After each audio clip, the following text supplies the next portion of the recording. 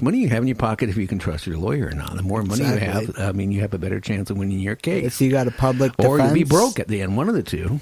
If you got a public defense attorney, you're pretty much down. Yeah, down the river. Down the river. Yeah, up You might the as hill, well down the creek. You might as well escape like Shawshank Redemption. Yeah, in other words, you're really screwed. Yeah, pretty much. Yes, don't drop the soap. Don't drop the soap. No, you don't want to drop the soap.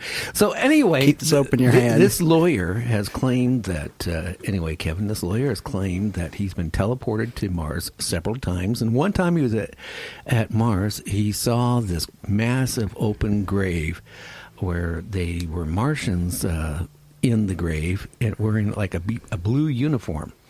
And there was literally dozens and dozens and dozens of these Martian aliens in this great big pit. And that's what he claims. He also claims that our former president, the one for now, was also recruited, and he met him back then in the 60s. So, I mean, this is what he's going around telling people. So, I mean... He sounds nutty. Well, no, I mean, he's a lawyer, so that means he's telling the truth. Well, yeah. Yes, I mean, that or, I was thinking he should run for Congress. Let me tell you something. Go ahead. Let me tell you something about this. So... Yeah, go ahead. Tell me. Go ahead, tell me. When I watched Star Trek, and let me tell you guys something about me a little bit. I was obsessed with Star Trek. I was like hardcore. 24 geek. hours a day. You walk into his watch room. It all. I even bought all the seasons to Star Trek Voyager. I didn't even care about the other Star Treks. It was like all about Voyager. Wait blah, a minute. blah, blah. Wait a minute. He's still out there in space. You know that. Don't tell anybody. So, basically, what they thought about Star Trek, the original creators of Star Trek, they thought that the technology around Star Trek has to be based like on real life. Could this technology actually be real? And so, like, replicators, teleporters. How about that food machine? Yeah, the replicator. Yeah, I'm a big system. guy. I mean, you go there and push a button. That technology, and you get steak made out of manure. That technology is real. Like, look at the replicators. We have 3D printing machines. Yeah, those are replicators. Those can make small blueprints of, technology. Yeah, it makes me wonder. So we're getting there. And yeah, it just takes time. And that's what the creators of Star Trek was like, hey, we got to make this show based on, like what if technology, you know? Well, that is so true, I don't know. It just really astounds me that, I go to bed now thinking that there's Martians on Mars in a pit. Well, like, yet that's scary. Yeah. Have you ever seen Ghost of Mars with Ice Cube? No, I haven't. You haven't seen Ghost of Mars with Ice Cube? Came out in like 2001. Huh. You got to check it out. Okay. It's where they start off on Mars, and there's a bunch of aliens in the movie, and they're trying to fight to survive. It's a really good movie. Yeah. Check it out. Hey, people are wanting to know why we don't have a guest tonight.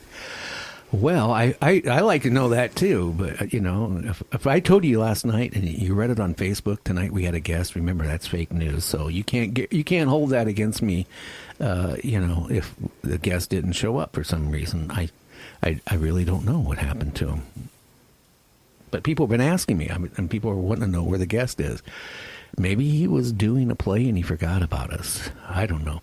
But when you look at like Bigfoot there, Kevin. You ever think maybe they could be like pets from aliens that come down on Earth and they send them out to look in the forest to see if they can find any bunny rabbits or anything like that? Oh, Bigfoot? Yeah, Bigfoot, the big hairy things that I saw back in 2002. Oh, Sasquatch. Yeah, a lot of people call them Bigfoot because they got big feet compared to you and me. Ah, yeah. Yeah. Well, oh, wow. Oh. What if people, just dressed up in that costume was like, hey, I'm Sasquatch, blah, blah, blah, Yeah, it could be. Those pictures out there and videos that have Sasquatch in it, what if those were people in costumes? Could be, Hey, Kevin, I know that you're really into games, and stuff like that. But do you know anything about Grays? I'm not talking about your hoodie, being gray. I'm talking about Grays, aliens. Oh, aliens? Like Area 51? Aliens, yes. I played an old classic game on the original Xbox. I'm not talking about the Xbox 360. I'm talking about the original Xbox. I had an Xbox Live for quite a while. There's this game called Area 51, and you'd start out as a Marine, and basically you would go through the base and find out why there's an infection, and there was like zombies and stuff like that. And when you played online on Xbox Live, that's when the game got really intense. You get like massive zombies running at you, and then you gotta fight the zombies with a few other players, and it was just crazy. Hey, you think we can, because I'm going to pull the plug tonight at 7:30 without a guest. And we can do that because I don't have any paid advertisers through the first of the month. So we can actually cut our show short anytime we want. That's one advantage we have at this point because nobody's paying me to listen to it at this point. So, but, starting in March, then we can't do that. So we have to be, loyal to our sponsors. But, Grays, what I'm talking about, the Grays that come down and they, take you onto their spaceship, and put a little thing in your skin,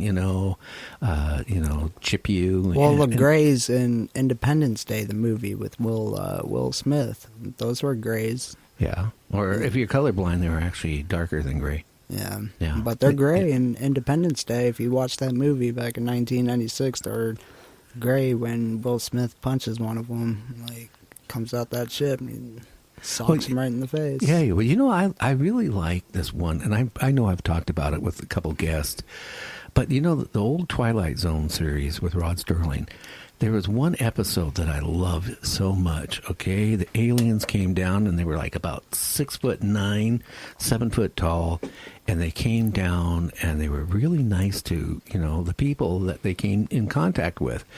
And, they were talking with, some of the members of the Congress. And they were working with this one scientist, which they presented this big book to the scientists and said, here is our book for you. And, boy, you're really toking up on that, aren't you? Yeah, just he's vaping, okay? Or what do you call that? Vaping. He's vaping. He's not smoking a joint. I won't let him do that in the studio. It's not right. Yeah. So anyway, they handed this big book, to the scientists, and it was really thick. But it was in a foreign language because they were aliens. So, they put the government and the scientists were trying to, interpret what the book was said in the book. And meanwhile, they were telling people how beautiful it was on their planet. They were actually taking people on trips to their planet so they could see their planet. You know what was going on, Kevin? What was that? Literally thousands and thousands of people were getting on these spaceships on a regular, it's just like if you went to the airport, and you got a ticket and you stood in line to get on an airplane to fly across the country or to, France or UK. They set up a little thing, for people could just board these UFOs on a regular couple-hour basis. So these thousands and thousands of people, right, were going to this planet, thinking, hey, it's beautiful. They love us. All they want to do is serve man. And as this one science, I guess he was chosen by the government to go also to that planet. And while he was getting ready to board on the spacecraft, this lady scientist kept running as fast as she could, Kevin, saying, "Hey, don't get on that spaceship. Don't get on the spaceship." And he goes, "Why? We interpreted what that book means. To serve man is not what you think it is. It's a cookbook." Oh, wow. Look at all those people, they were going on the spaceship and they were probably going to go on their planet and be processed like McDonald's, like burgers up in space or something, So, if you get an alien that come like landing in your yard and he says, "Here's my book and it's to serve man," you better make sure it's not a cookbook. I'll tell you that. It could be really scary. You know that. Yeah, definitely. And there was this other movie, War of the Worlds with Tom Cruise, and that was a pretty good movie too. And aliens came down. Actually, they didn't come down. The ships were actually pre-built under the streets, and they came up. Oh yeah, yeah. They were laying dormant for like thousands of years. Yeah. And when they came up, they started attacking. They started attacking all the humans, and started lifting them up. Dinner. And started lifting them up and putting them into their ship. And using the humans as fuel. Like, whoa, that's some crazy alien colonization movie. Yeah, and boy, did they... I just wasn't that kind of like also like the War of the Worlds too, the remake of that? The original War of the Worlds was a radio broadcast in the 30s. And Orson Welles, got a bunch of actors together, and they wrote this Orson Welles was really good at writing, and he did this really good script. And at first, nobody wanted to broadcast it because they thought it was crap. But he found a network that would, play it. And they told people at the beginning, Kevin, that it was a radio play. But people naturally don't always tune in on time, so they tune in at a later time. It was, and what would happen is they were hearing about the Earth being invaded by these UFOs. They're attacking the Earth. They're destroying different parts of these countries. People were getting scared. They were getting their guns up, Kevin. I mean, you have to look back. They had no internet. I mean, everything they read was on the newspaper and on what they heard on the radio. So a lot of the people thought they were, even people committed suicide because they thought the world was coming to the end. That was like one of probably the scariest radio show broadcasts ever, War of the Worlds. And then they did a remake with it with Tom Cruise back, I think, in the 90s or 2000s, the War of the Worlds. 2005 or something. Yeah, and I actually liked that. It was really good. Then naturally in the 70s and 60s they had knockoffs, some of the production companies out of the UK, the low budget B movies, they were making knockoffs of similar things like War of the World type of movies, which you can find on TV, some late night when you can't sleep. But, you could really think about this, we eat, right? We eat everything that's below us. We eat cattle, we eat deer, we eat rabbits, we eat, even some countries, they eat bugs. God help them. And, they even eat porpoises, which was supposed to be the next smartest thing to man. We like eating porpoises, some people do. So, I mean, and there's no law against it. So you ever think about the people that say, hey, I want to be visited by an alien?